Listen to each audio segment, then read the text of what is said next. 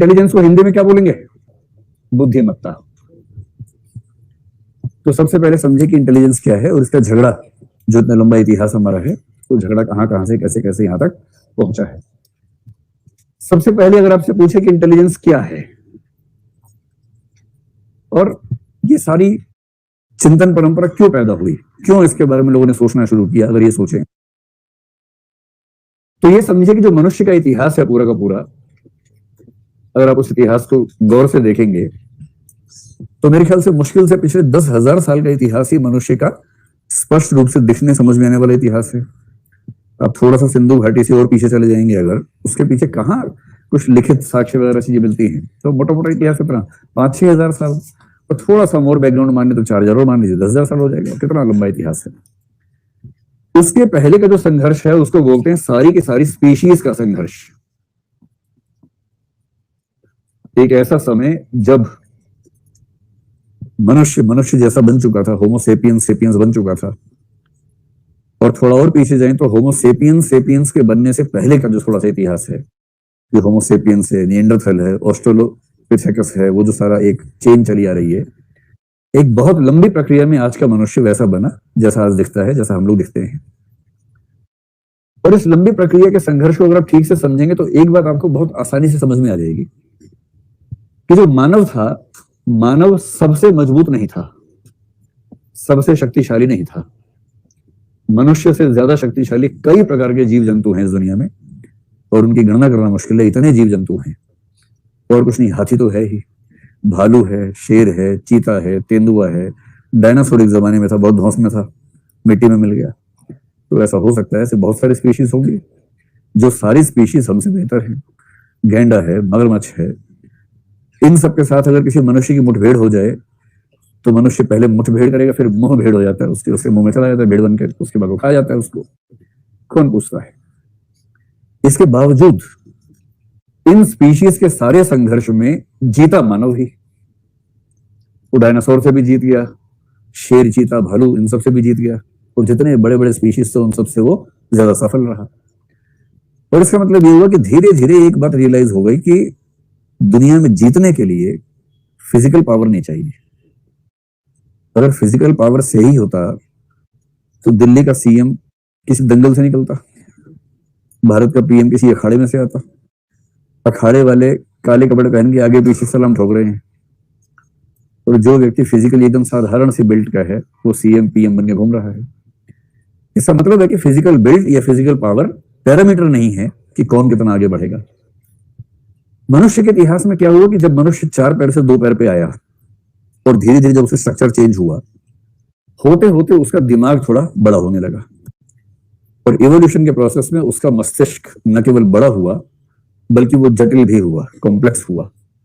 और इस जटिल यानी कि कॉम्प्लेक्स और बृहत मस्तिष्क ने मनुष्य को सोचने समझने की ऐसी क्षमताएं दे दी जो क्षमताएं बाकी स्पीशीज के पास या तो है नहीं, और अगर हैं तो बहुत सीमित मात्रा में है। और जब बहुत सीमित मात्रा के समझदार प्राणी से आपको झगड़ा करना होगा तो आपके लिए जीतना बहुत आसान है, क्योंकि उसको आप आराम से गधा बना सकते हैं। और अगर वो है ही गधा, मान लीजिए गधा ही स्पीशीज है, तब तो कोई दिक्कत वैसे भी नहीं है, कोई और है तो भी दिक्कत नहीं है, क्योंकि आप उसको आराम से मैनेज कर सकते हैं। तो धीरे धीरे मनुष्य सारी स्पीशीज पे हावी हो गया। हाथी हीरो बन रहा था, कुचल दूंगा, मनुष्य ने क्या किया, गड्ढा कर दिया बड़ा सा, और गड्ढे के ऊपर घास भर दी, और गड्ढे के उधर खड़ा हो गया, बोला आओ ना आओ गजरा जाओ।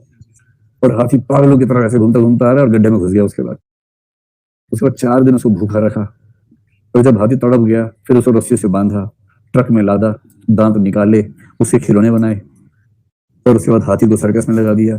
उसके बाद से हाथी सर्कस में सूंड उठा के सबको दिखाता है, क्योंकि हाथी बेचारा दिमाग से पैदल था और आदमी के पास दिमाग है। शेर चीता हीरो बनते हैं, मनुष्य जीपीएस का चिप लगाए थे उसके ऊपर। तो टाइगर सोचता है कोई मुझे देख ना पाए, टूरिस्ट आते हैं अभयारण्य में, मुझे देख ना पाए, उसे क्या पता चिप लगा रखी है। कहीं भी जाता छुपता है तब भी चिप से पता रहता है कहाँ छुपा हुआ है।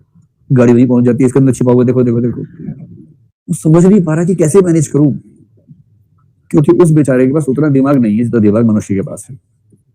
तो धीरे धीरे मनुष्य को समझ में आ गया कि हम जो बाकी स्पीशीज से आगे बढ़े, उसकी असली क्षमता, देखिए जीवन में असली एक चुनौती क्या है कि हर मनुष्य चाहता है कि सफल हो। आप सबके पेरेंट्स चाहते हैं ना कि आप सफल हो, आप भी चाहते हैं कि आप सफल हो। असली चुनौती यह है कि कोई व्यक्ति सफल कैसे होगा, और इसकी संघर्ष यात्रा इतनी पुरानी है। हर पेरेंट्स अपने बच्चों को चाहता है कि उसके अंदर वो चीज पैदा कर दे कि वो सफल हो जाए। इसलिए ये खोज भी उतनी ही पुरानी है समझने की कि आखिर व्यक्ति सफल किस चीज से होता है। कुछ लोग बोलते हैं इंटेलिजेंस से होता है, आजकल कुछ लोग जैसे डेनियल गोलमैन ने कहना शुरू कर दिया कि इमोशनल इंटेलिजेंस से होता है, कुछ कहते हैं ना सब बेकार की बातें हैं, परसिस्टेंस कोशेंट से होता है, पीक्यू से होता है, कुछ तो और आजकल 30 मार खाए करेंगे ना स्पिरिचुअल कोशेंट से होता है, एसक्यू से होता है। और सारा झगड़ा इस बात का है कि आखिर कौन सी वो चीज है जो चीज किसी व्यक्ति को बाकी व्यक्तियों से और मानव सभ्यता को बाकी स्पीशीज की तुलना में ज्यादा सफल बनाती है। ये है मूल झगड़ा, आप समझ पा रहे हैं। और इस झगड़े में धीरे धीरे रियलाइज हो गया कि मनुष्य के जीतने की वजह क्योंकि फिजिकल पावर नहीं है, तो मनुष्य के पास वो क्या चीज है जिससे वो सबसे आगे निकल जाता है। और इसी प्रश्न का एक वाक्य में उत्तर, एक शब्द में उत्तर क्या है, वही चीज है इंटेलिजेंस या बुद्धिमत्ता। इसलिए अरस्तु जैसे लोगों ने बहुत खुल के ये बात कही है। वो कहते हैं कि मनुष्य एक रैशनल एनिमल है, मनुष्य एक तार्किक प्राणी है, विवेकशील प्राणी है। मनुष्य कैसा प्राणी है, अलग अलग कहानियां हैं। सोशियोलॉजी के लोग बोलते हैं मनुष्य एक सामाजिक प्राणी है, सोशल एनिमल है। आपने बचपन में सुना होगा ना, man is a social animal. है तो एनिमल ही, लेकिन सोशल एनिमल है। ठीक है। फिलोसफी में अरस्तु जैसे लोग कहते हैं कि man is a rational animal.